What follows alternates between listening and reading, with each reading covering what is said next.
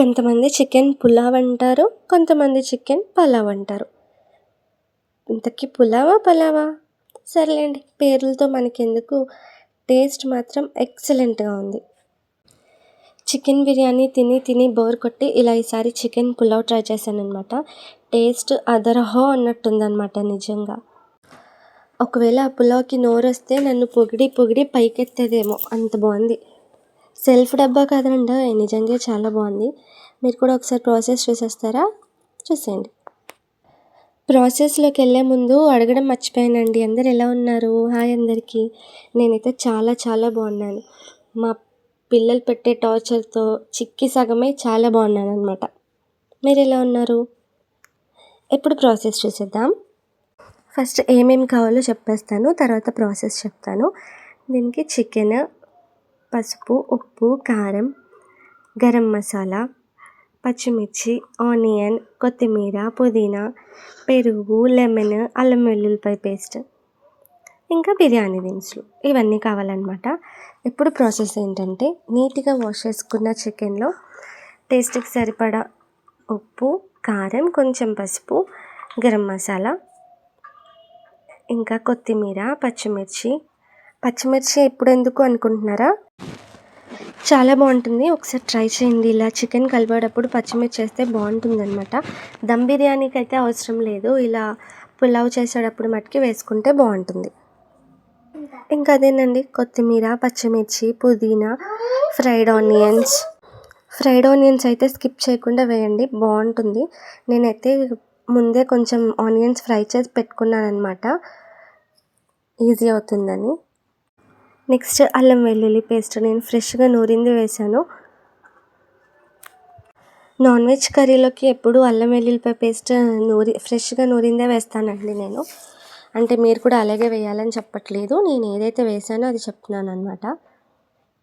ఇంకా పెరుగు, లెమన్ ఇవన్నీ వేసి మంచిగా కలుపుకోవాలి. మనం ఎంత బాగా కలుపుతామో టేస్ట్ కూడా అంత బాగుంటుంది.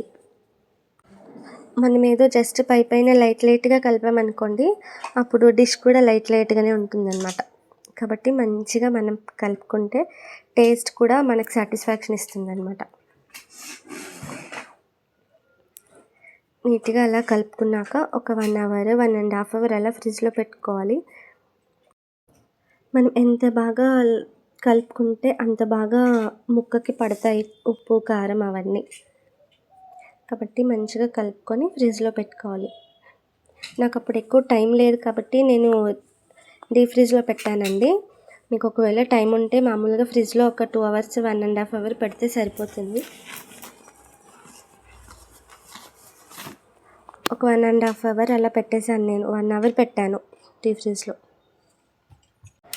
ఇంకా మనం బిర్యానీ స్టార్ట్ చేసేటప్పుడే అది చికెన్ తీసి బయట పెట్టుకోవాలి. తర్వాత ప్యాన్ పెట్టుకొని అందులో ఆయిల్ వేసి బిర్యానీ ఆకు, అనాస పువ్వు, మరాఠీ మొగ్గ, సాజీరా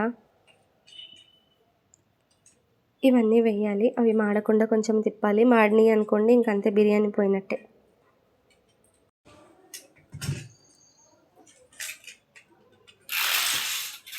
కొంచెం మాడకుండా అలా తిప్పుతూనే ఉండాలండి. ఏంటి ఏదేదో ఆకేసేసాను అనుకుంటున్నారా? ఏం కాదండి, అది కస్తూరి మేతి అనమాట. తెలుసు కదా, కస్తూరి మేతి చాలా బాగుంటుంది కదా వంటల్లో, అందుకనే వేసాను. నెక్స్ట్ తర్వాత చికెన్ వేసాను అనమాట. చికెన్ మనం ముందే బయట పెట్టుకోలేదనుకోండి అంతా గడ్డలాగా కట్టేస్తుంది. అందుకనే మనం ఒక 1/2 అవర్ ముందు తీసి బయట పెట్టుకోవాలి. రైస్ కూడా కడిగేసి ఉంచుకోవాలండి. రైస్ నానబెట్టుకొని వేసుకుంటే బాగుంటుంది. నేను బిర్యానీ స్టార్ట్ చేసే ముందే రైస్ నానబెట్టుకొని ఉంచానన్నమాట. ఇది చికెన్ 3/4 కేజీ అంటే 3 పావులు అనమాట. ఆ 3 పావులకి నేను రైస్ వచ్చి 2.5 గ్లాసెస్ దాకా వేసాను. చికెన్ వేసాక హై ఫ్లేమ్లో ఉంచకూడదు, అలా అని స్లో ఫ్లేమ్లో కూడా ఉంచుకోకూడదండి. మీడియం ఫ్లేమ్లో ఉంచి చికెన్ కుక్ అవ్వనివ్వాలి. ఇలా ఆయిల్ సపరేట్ అవుతుంది అన్నప్పుడు ఇంకా చికెన్ అయినట్టు అనమాట. ఒక 70% కుక్ అయితే సరిపోతుంది. అదేంటి అంత బ్లాక్గా తేలుతుంది అనుకుంటున్నారా? అది కస్తూరి మేతి వేసాను కదా, అదే. అంతకుమించి ఇంకా ఏం లేదు అక్కడ. ఇంకా ఆయిల్ అలా సెపరేట్ అయ్యాక మనం ఆల్రెడీ సోక్ చేసి పెట్టుకున్న రైస్ వేసుకోవాలి. చెప్పాను కదండి 3 పావుల చికెన్కి నేను 2.5 గ్లాసెస్ రైస్ వేసాను. వేసి తర్వాత అన్నం మెతుకు విరగకుండా స్లోగా తిప్పుకోవాలి. అంత మెల్లగా తిప్పుతున్నాను అనుకుంటున్నారా? ఎందుకంటే ఇక్కడ నానబెట్టి ఉంచాం కదా, బియ్యం ఊరికే విరిగిపోతుంది అనమాట, అందుకని స్లోగా కలుపుతున్నాను. రైస్ కూడా వేసుకున్నాక జస్ట్ ఒక 2 మినిట్స్ అలా వదిలేసి ఆ బియ్యం గింజలోని చెమ్మ కొంచెం పోయాక అప్పుడు మనం ఎసరు పోసేసుకోవచ్చు. ఈ స్టేజ్లో వాటర్ పోసుకోవాలన్నమాట. నేను 2.5 గ్లాస్ రైస్ వేసాను, వాటర్ వచ్చి 4.5 గ్లాస్ వేసాను అనమాట. యాక్చువల్గా మనం బగారా కానీ అలా చేసుకుంటే 4 గ్లాసే వేస్తే సరిపోతుంది, ఎందుకంటే ఆల్రెడీ నానబెట్టుకొని ఉంటాం కాబట్టి.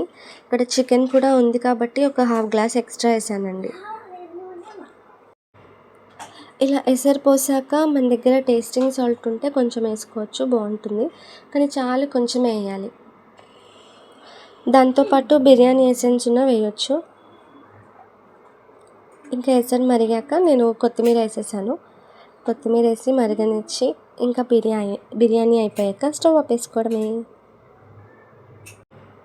రైస్ వేసాక మీడియం ఫ్లేమ్ పెట్టి మూత పెడితే ఒక 10 మినిట్స్ లోపే కుక్ అయిపోయిందండి.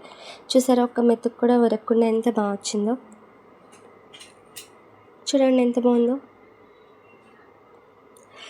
ముద్దలాగా అవ్వకుండా పొడి పొడిగా, మెతుకు విరగకుండా చాలా బాగా వచ్చింది.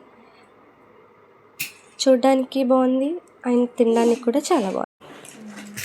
ఇంకా అందరం ఒకటేసారి కూర్చొని తినేసాం అనమాట. వీడియో మాత్రం మా బాబుని ఒక్కడనే తీశాను. కొంచెం తిన్నా సరే నీట్గా తింటాడు మా బాబు, పద్ధతిగా.